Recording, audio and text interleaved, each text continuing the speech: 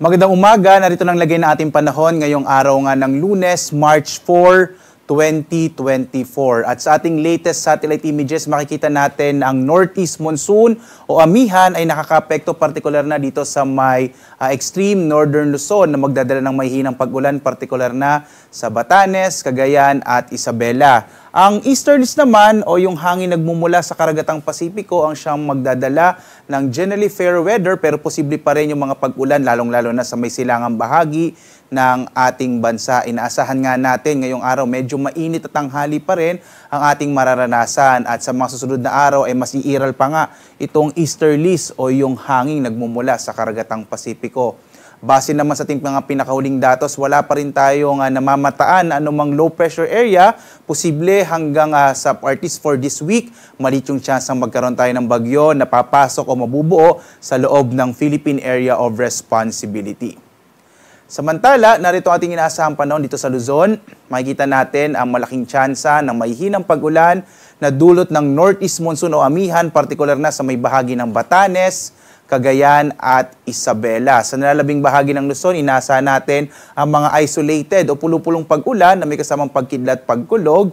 Ang agwat ng temperatura natin sa Lawag na sa 23 to 31 degrees Celsius, sa Baguio 16 to 25 degrees Celsius, sa Tuguegarao 22 to 31 degrees Celsius, sa Kamaynilaan nasa 24 to 33 degrees Celsius, habang sa Tagaytay 21 to 30 degrees Celsius, sa Legazpi naman sa bahagi ng Bicol nasa 24 to 31 degrees Celsius. Dito naman sa Palawan, Visayas at Mindanao, inaasahan din natin ang mga pulupulong pag-ulan, pagkidlat, pagkulog, dulot yan ng mga localized thunderstorms. Agwat ang temperatura sa Kalayaan Islands, 24 to 32 degrees Celsius, sa Puerto Princesa nasa 24 to 32 degrees Celsius.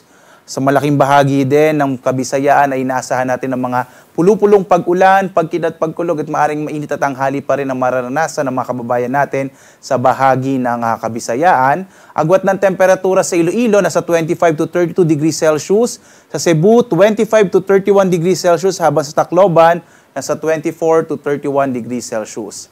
Malaking bahagi rin ng Mindanao ay makararanas ng mga isolated o pulupulong pag-ulan, pagkidlat, pagkulog, habang agwat ang temperatura sa Zamboanga nasa 24 to 33 degrees Celsius, sa Davao 24 to 33 degrees Celsius, habang 23 to 30 degrees Celsius naman sa Cagayan de Oro City.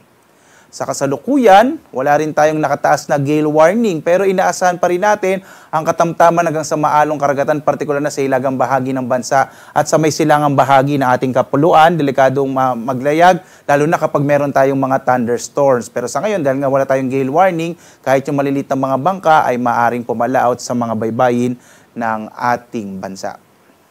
At narito ang ating nasa magiging lagay ng panahon sa mga susunod na araw.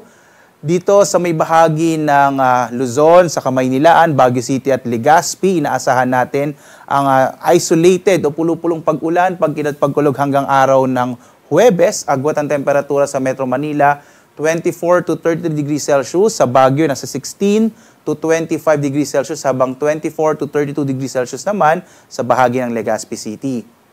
Dito naman sa Kabisayaan, inaasahan din natin sa mga susunod na 3 araw ang mga pulupulong pag-ulan, pagkidlat, pagkulog at kung saan ang temperatura sa Cebu nasa 25 to 32 degrees Celsius, sa Iloilo nasa 26 or 25 to 32 degrees Celsius, habang 24 to 31 degrees Celsius naman sa Tacloban.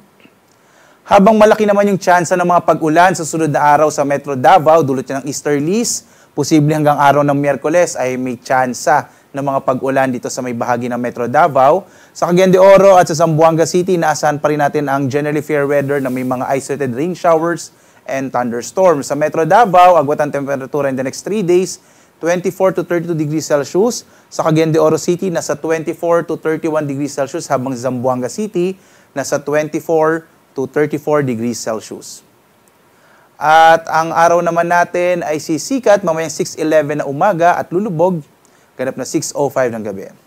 At para sa ating iba't ibang mga thunderstorm advisories at mga rainfall information, maaari ninyo makita itong mga impormasyon na to sa ating iba't ibang mga social media platforms gaya ng X, Facebook at YouTube. At para sa mas comprehensive at mas marami pang impormasyon tungkol sa lagay ng ating klima at panahon, maaari tayong bumisita sa ating website pag-asa.doc.gov.ph. At live na nagbibigay update mula dito sa Pag-asa Weather Forecasting Center. Ako naman si Obet Badrina. Maghanda tayo lagi para sa ligtas na Pilipinas. Maraming salamat po. Have a blessed day sa inyong lahat.